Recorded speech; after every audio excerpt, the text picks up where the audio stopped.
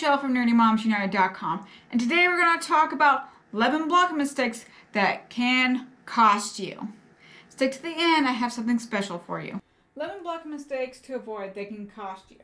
These are the 11 blog mistakes to avoid.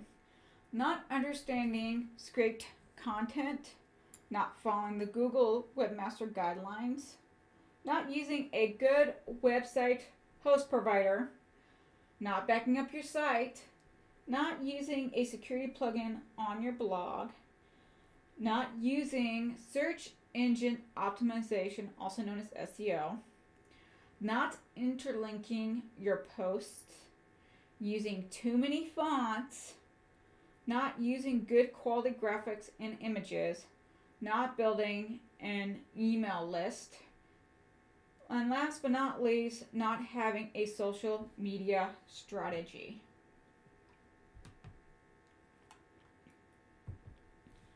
Not understanding scraped content. What is scraped content and why does it matter? I'm going to get into these details because this is more involved than some of the other ones.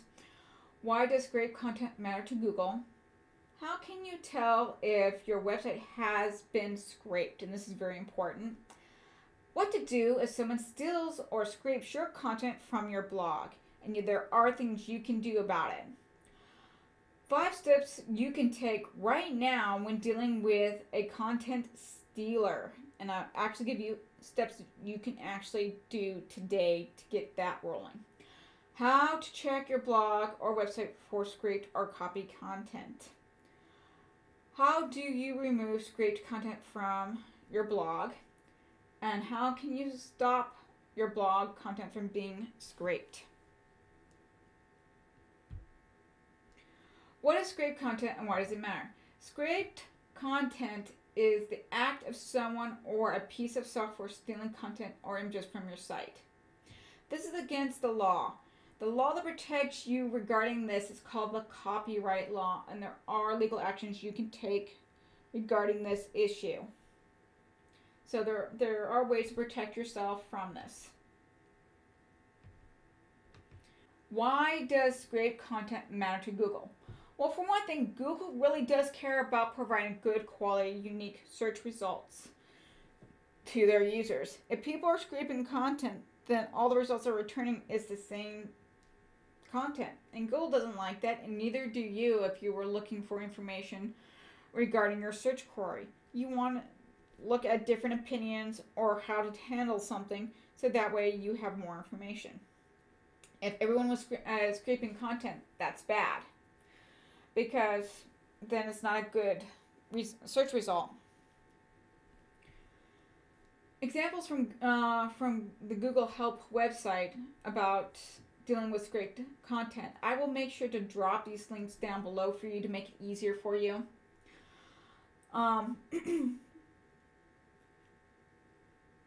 Google's position on the copyright law, here is their link regarding that, and Google's definition on scraped content. So I will leave all these juicy tips for you from their website below so you can see it for yourself. If you do get denied for a Google Adsense account, there are ways to get that fixed, especially if they are saying it's dealing with scraped content on your site or thin content. Fix the issues, and you can reapply for a Google AdSense account 6 months later. So get those issues addressed, and you can definitely reapply. Just because they said no the first time does not mean you can't try again. How can you tell if your website has been scraped? Well, these are the main ways you can find out. Check for login attempts that are not normal for your website. If it is possible for you, check your server logs for high usage of your hosting resources. This is key if someone is using software to scrape your content. Also, you'll notice your website's getting slower too. That's another key thing. You can talk to your hosting provider to help you determine that. Check your email outbox for the website for strange activity. If strange emails are going out that you're not sending, that might be why. Is your website running slower than normal or crashing a lot? That means there's a piece of software installed in the background from someone who's scraping your content. Get help from your service provider. Let them know what's going on and ask them if they can check your site to see if there's any malware or other software installed on the back end of your site that's causing this issue, or if scraped content is being sent out. Is your website content showing up on other websites? This is the #1 dead giveaway that someone has scraped your content. So these are ways to find out if this is happening. There are other ways, but these are the main ones you'll see. What to do if someone steals or scrapes your content from your blog? Alright. For one thing, under the law, you have rights under the copyright law regarding this issue. People cannot just steal your content and put it on their website. You can do something about it. You can politely request that they remove that scraped content by sending them an email, because on their website there should be a way to contact them. Did you know that you can also get help from Google regarding this? Here are 2 links below, right here, and I'll make sure to drop them below for you as well, for removing content from Google. So if someone has your scraped content on their site, you go to this website and you let Google know, saying, hey, I'm dealing with this content scraper. Here's my website. Here's their website. This is the content they scraped, and they can help you there. Also, you can go to Google's legal removal request and ask them to remove that person's site because they are violating the copyright law because they have stolen your content. 5 steps you could take right now to dealing with content stealers. Step #1, make sure you collect all the information from the other site. Do screenshots, everything to prove that they have stolen your content. Screenshots are great because there's no way to edit a screenshot. And all you do is just hit the print screen button on your keyboard and save it to a Word document. That way, and also you want their web address of where that content is at. That way, you have all that information.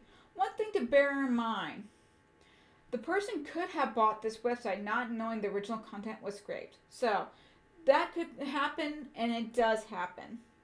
It is not uncommon for website owners to hire freelance writers to write content for their website or create content for them, and they might not be aware that that writer scraped content from your site. So these are 2 ways that it wasn't the original owner that did it. They could have bought the site not knowing it had scraped content, or they hired a writer and that writer did the scraped content. So collect all the information, the web address, the date that you found it, and screenshots of that information. With that information, email that other website owner with the information you have collected.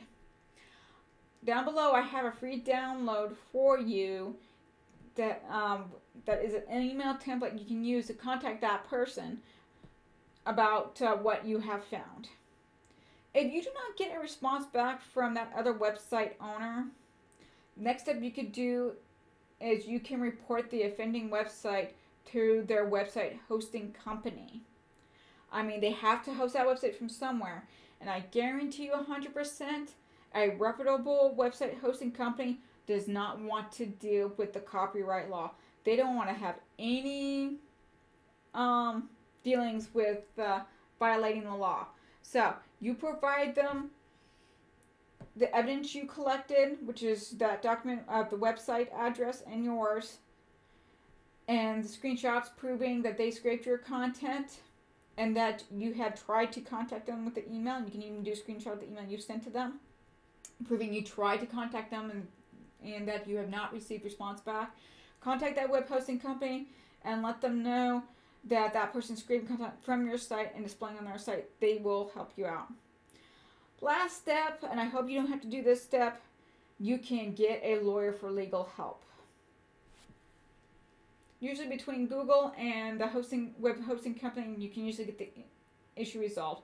Usually a reputable website owner who didn't know that there was scraped content or will take that stuff down. So but these are steps you can take. How to check your blog or website for scraped or copied content. If you're planning to buy a site, you need to know if this site is legit.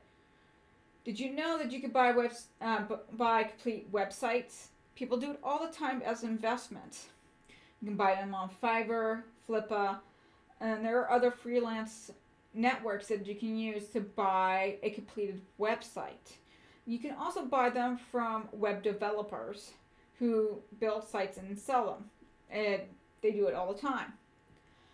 So, how do you check if the site has copied content? One way is you can validate that site through Google Adsense account and a good domain authority. These are things you want to check on the site before you purchase it. Checking a site for scraped content, here are 2 links here that you can use to check to see if that site has scraped content.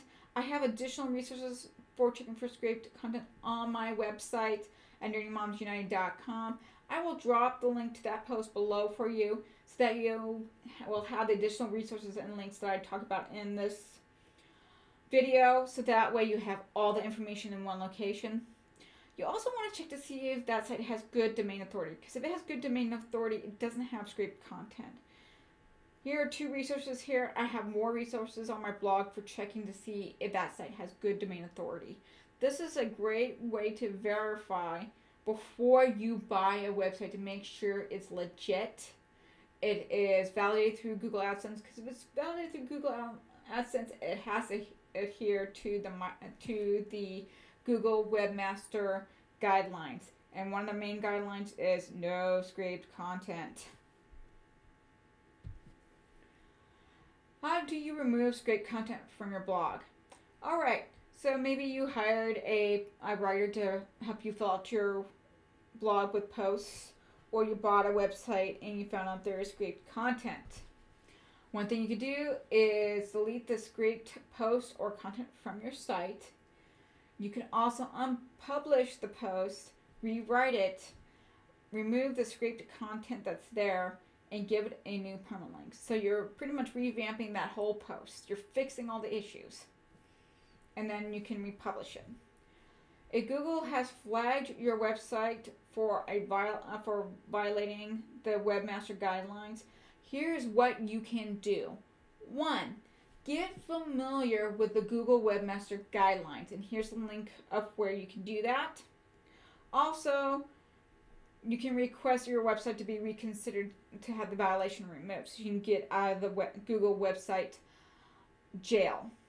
This is the link you would go. You would go apply to have your site reconsidered, and they'll look it over. So that way they will remove that violation from your site. So that way you can get found on Google better and have better search results in SEO. My post has all this information and all these links as well. How can I stop my blog content from being scraped? What a great question. There are ways you can prevent someone from scraping content off your site. You can use a script to keep bots and people from scraping content from your site. And I talk more about that at my website, nerdymomsunited.com/post/blogging tack mistakes. I'll leave that link down below. This is also the same post that has all these juicy goodies in this video with all the links. You can also use a WordPress plugin. I use WP Content Copy Protect with Color Design by this gentleman here. I also have a YouTube video on how to use this plugin to make your life a little easier. So that way you know how to keep people from stealing your content. So I will leave that YouTube video that I made regarding this very plugin that I use, so that way you know how to use it. It's super simple. Alright, not following the Google Webmaster Guidelines. These are the Webmaster Guidelines from Google. Here's a list of things to avoid doing and things they want you to do. You can find detailed descriptions of each one of these if they don't make sense to you at this link here. and I'll drop this link down below so that way you can see it for yourself and get more information. If some of this stuff does not make sense to you, that's totally okay. Not using a good website host provider. This is a very common one, and this is an easy one to fall into. If you're not using a good web host provider, this is where your website lives. This is its house, where it lives all your stuff. You will deal with a web host provider. You will be dealing with either really slow or really fast bandwidth. You want fast bandwidth because it brings people to your website. It's like a road to your website. Do you want a single lane pothole dirt road coming to your website, which is super slow? Or do you want them coming speeding down like the Indy 500 to your site so they can go through your site and see your posts and your content and go, wow, this is an awesome site because it's fast? You want the awesome fast thing. You want a good host provider that provides you fast bandwidth. You also want a good host provider that gives you plenty of storage to meet your needs so that way your site isn't slow. And if you don't have enough storage, it does affect your speed. You want plenty of storage space because you need it for if you're doing any type of website, you're going to need pictures. And if you offer documents on your site, you're also going to need a place to store that. So you need good storage. I do have a video below where I talk about the 3 main host providers for bloggers. I'll drop that YouTube video below. I talk about, in that video, Wix, GoDaddy, and Bluehost. And I tell you which one I like the most out of the 3 and facts on why. The one I like the most is Bluehost, and I use them. I do affiliate promote them because I use them because they're great. And they're a lot cheaper than the other 2. And I'm only going to share value and tell you about products that I use that actually help me because I want it to help you too. I use Bluehost in hosting my site and I promote them as well. So I'll leave my affiliate link down below because using my link helps me continue to put videos and write posts. Not backing up your blog. This is a very rookie mistake and it can cost you. The reason being is because do you really want to build your website after something catastrophic? Do you really want to rebuild your website after something catastrophic has happened? I don't think so. Because even though I'm a web developer, I don't want to spend forever and a day continually rebuilding my website because a plugin messed up my site or some hacker jacked up my site or anything like that. Why would you want to waste time doing that? Use a really good backup plugin. The one I use is Updraft Plus by David Anderson. It's a great plugin. It's free. Again, I'm going to say that again. It's free and it's great. Not only can I do my backups and store them where I want and how many backups I want, but also I can restore from my backup for free. Other plugins charge you. I have a full description on each 3 of these plugins. Updraft Plus, WordPress Backup and Migration plugin, and Jetpack. I weigh out the pros and cons of all 3. All 3 of them are great. It's your choice which one you use, but I personally use Updraft Plus. I would recommend any one of these 3 backup plugins, but I personally use Updraft Plus because it's free. So I recommend them. I don't make any money for telling you which one to use. I just want you to have all the information. Check out my post, blogging mistakes, and I have a description of each one of those and a link to each one so that way you can decide which one to load on your WordPress website. Not using a security plugin on your blog. This is very important to use a security plugin on your blog. Did you know that security is called out in the Google's Webmaster guidelines? That's right. They actually call out that you should have good security on your website. Here are 3 security plugins I recommend to anyone. I know for a fact All-in-One WP Security and Firewall by Tips and Tricks HQ is free. I use it on my website. I really enjoy it. I actually have a video on how to set that plugin up down below for you if you decide to use that one. WordFence Security is another really good security plugin, and a lot of other people use it. And iTheme Security is also an excellent one. These are 3 great ones. A lot of bloggers use any one of these 3. You only need one of them. So pick whichever one you want. I do compare and contrast and the pros and cons of these 3 on my post I mentioned earlier, which is blogging mistakes. The link will be down below for you, and you can then take a look and decide which one will best fit your needs, and also link to each one of them, so that way you can click on the link and check out their website and decide which one is best for your needs. Now, using search engine optimization. What is it? Search engine optimization is commonly known as SEO for short. What does it really do for you? It helps your website be understood by search engines, because it doesn't have a frame of reference like we do as humans, where we know the difference between 2 different words. Like if we're talking about the word fall, are you talking about the season fall, or are you talking about falling off a skateboard? That's what SEO does. It helps provide context for your words. There are 2 types of SEO on your blog. There are on-page SEO and off-page SEO. Both do different things for your blog, but both equally important. There are 2 really great plugins you can use to manage your SEO for your site for the on-page portion.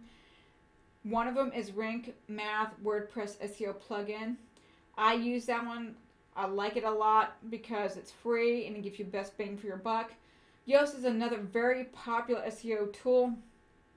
You can decide on which one's best for you. I do have descriptions of both and pros and cons. If you want to see that, go to my website and you can see that information. I'll leave a link down below. It's part of my blogging mistakes post. Not interlinking your posts. This is a common SEO mistake people make. It's because they just don't know, but those 2 plugins I mentioned earlier would help with that. But interlinking your posts is important for your on-page SEO. It also helps your readers know what to do next once they are done reading your post. Because once they're done reading your post, you want them to stay longer. Well, if they don't have another post to go look at, they'll just click away from your site. You don't want that. What are you going to do? Well, this is what you're going to do. You're going to make sure you leave relevant links to relevant posts to the current post you are talking about. For instance, if you have a recipe blog and you're talking about making keto chocolate cupcakes, you're going to want to leave a relevant post below on how to make keto icing for cupcakes below. That is a relevant post to the current post.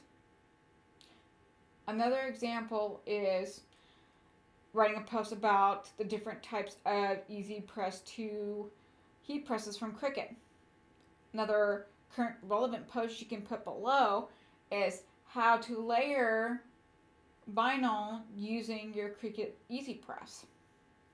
You see where I'm going with that? Things that are related or relevant to the current post.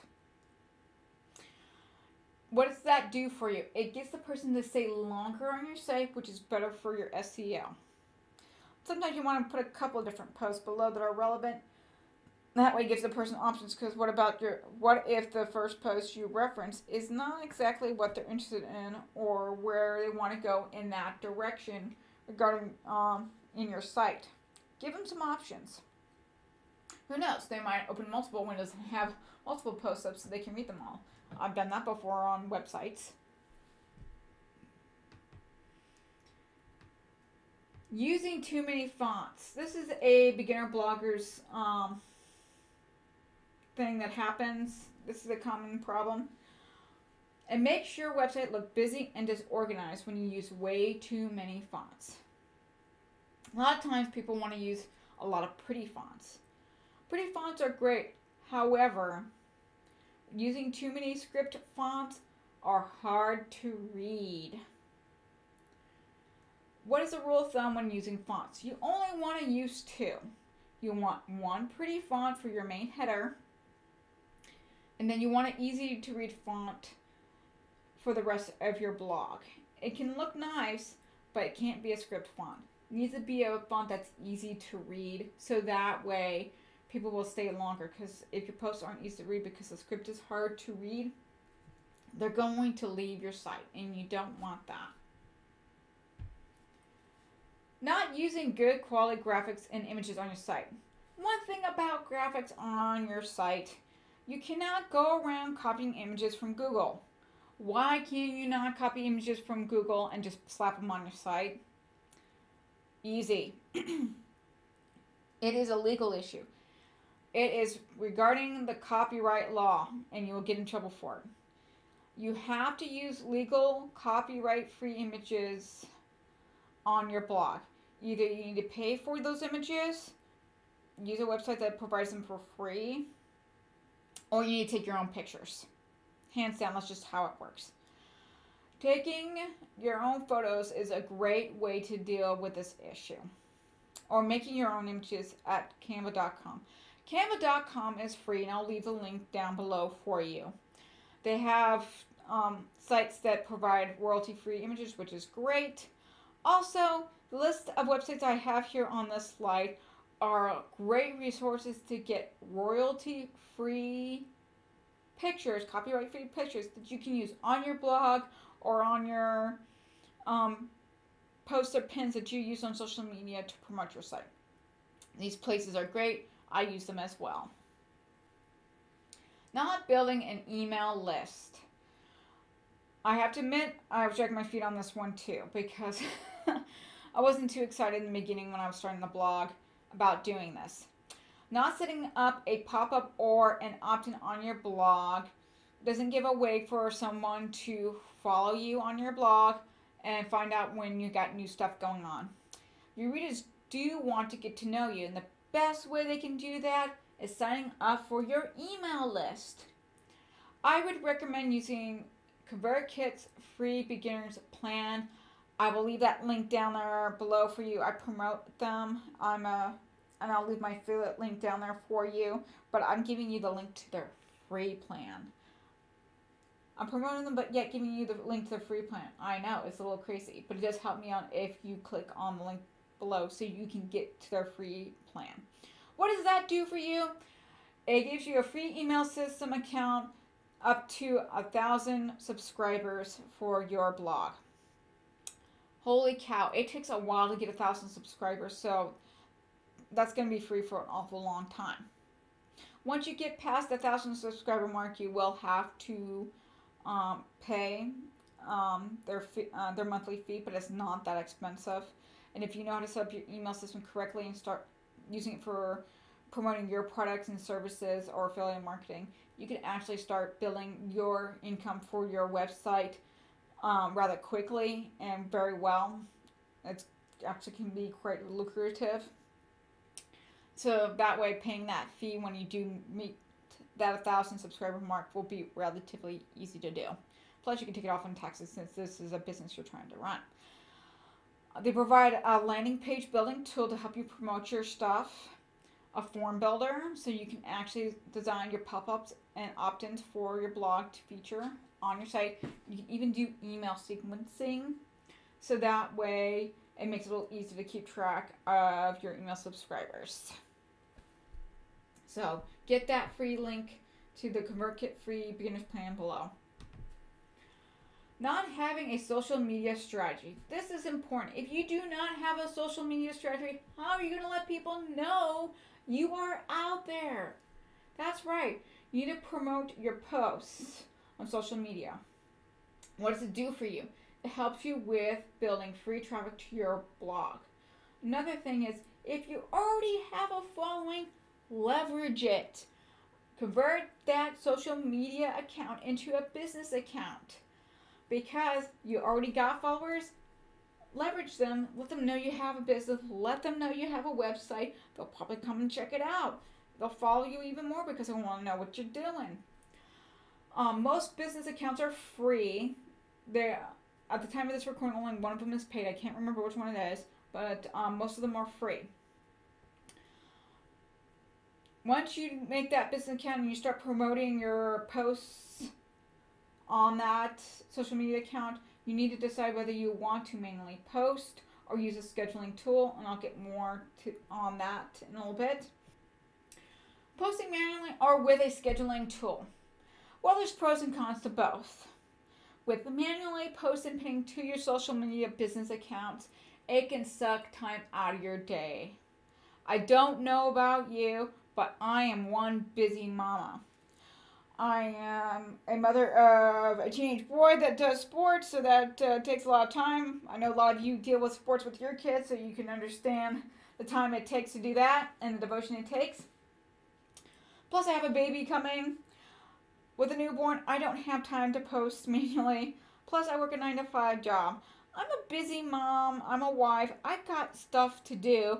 Hey, I'd rather spend more time making videos for you than manually pinning. I really don't like manually pinning. You have to DIY your schedule, so you have to keep a spreadsheet of where you posted that image, what title you used, the description, and the link. Really? You want to do that? Really? I'd rather just keep a spreadsheet of the post name, title, description, and the link, so that way I can reuse it for all my pins and postings onto social media instead of keeping a schedule. Just don't have the time for that. The one benefit to manually posting and pinning is it's totally 100% free. It does not cost you a single penny, not a single dime. However, the amount of time it sucks out of my day, it's just not worth it. I can make money, but I cannot make time. If I can make time and bottle it, dang, honey, I'll be making money, honey, because I'd be selling that crazy stuff. If I could put time in a bottle and sell it. I mean, really, who doesn't want more time? Since I can't make more time and bottle it and sell it to you, I'd rather not waste my time doing manually post and pinning. What do I do instead? I use a scheduling tool to do all my posts and pinning. What does that really do for me? It helps me schedule. It's an easy schedule to keep. Why? Because it actually keeps track of the best times when my users are on that social media platform. So when my followers and subscribers are on that social media platform, the scheduling system actually knows when, per scheduling, when they're on. It also knows when to send out those pins and posts at the time they're on, so they actually see it, so they'll more likely click on it. So it makes my scheduling easy because it keeps track of all that stuff for me and what I post. It saves me hours of time. So much time it saves me. Also, they have, Tailwind has tribe groups, which are kind of like Pinterest group boards, but these are like-minded people regarding the same topic, so they're more likely to share my pins with their audience. So that means I'm also leveraging their audience, which will bring more followers and subscribers to me, so that way I am building my subscribership as well. It has a little bit of cost, but the money I pay to that is pennies on the dollar than spending hours of doing manual pinning. So I use Tailwind app to do all my posts and pinnings. It makes my life so much easier. Saves me time, easy schedule. I can share my stuff with other people who will share my content. And I mean, it's super easy. I just keep one spreadsheet of the title and the description and the link to the post. And I make, 10 to 25 pins regarding that post. Use that information of the title, description, and email link. Put that information in after I load those pins onto the Tailwind. Schedule them out, and it worries about the scheduling for me. I don't have to worry about that. Plus, it will schedule a pin to multiple boards. That saves me time. If I can schedule a pin to 5 to 7 boards, the same pin to 5 to 7 boards, and then puts it out over a course of a month and a half or 2 months, that saves me time. I can schedule out for months in advance, and I'm going to with the new baby coming. I need to, because once the baby comes, I'm not going to have time to do all this scheduling of pins. With manual pinning, you can only schedule 2 weeks out. Really? Only 2 weeks out? What if I want to go on vacation, or I'm busy on maternity leave with the baby, or something happens, or the holidays comes up? 2 weeks is not enough. I can schedule out months in advance with Tailwind, and I'm going to, and I have. So, the Tailwind app lets you schedule posts and pinnings to Pinterest, Instagram, Twitter, and Facebook. Who knows, in the future, they might add other social media platforms. Only time will tell. But if you use any one of these accounts, or multiple, or all 4, oh my gosh, what kind of leveraging you got. You make one pin for Pinterest, and you can share it on Twitter and Instagram and Facebook. I mean, using Canva.com to make my pins and posts. And they have templates for all 3 of these, or all 4 of these platforms, and then also additional platforms. I make my images there, load them up to Tailwind, put in the information I need for them, the website, title, and description, and send it to the scheduler, and I'm done. So much time is saved. I only spend an hour a week doing that, messing around in Tailwind. I might spend an hour or 2 here and there throughout the week, maybe 3. Throughout the week, making all my pins and posts and stuff. Load them up to Tailwind, spend an hour putting in all the juicy information, maybe not even that. Load it up to my schedule, and I let it handle the schedule for me. Save so much time, honey. Save yourself time. I'm going to drop my affiliate link down below for Tailwind. You can try it out for free for 2 weeks. They don't even ask for your credit card at all. You can try it out and see how you like it. You're going to fall in love with it. I love it. It saves me so much time and money. So, save yourself the headache, get Tailwind. I hope you like my video. Like and subscribe. I have left the link to the post that I referenced several times in this video, which has all the links and all the goodies regarding this video in it.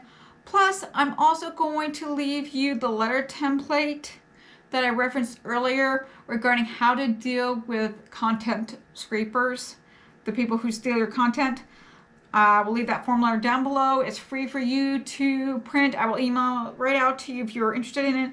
So that way you can get them to take down the scraped content that they have on their website. Plus also I give you ways to talk to Google to get those sites or pages blocked or taken down. Also to deal with those service providers as well. So I hope this really helped you out. I know that's a very frustrating topic, but I want to give you resources to help you with the 11 most common blogging mistakes and how to deal with them. Again, my name is Michelle with NerdyMomsUnited.com. Like and subscribe, leave comments down below, and I will see you in my next video.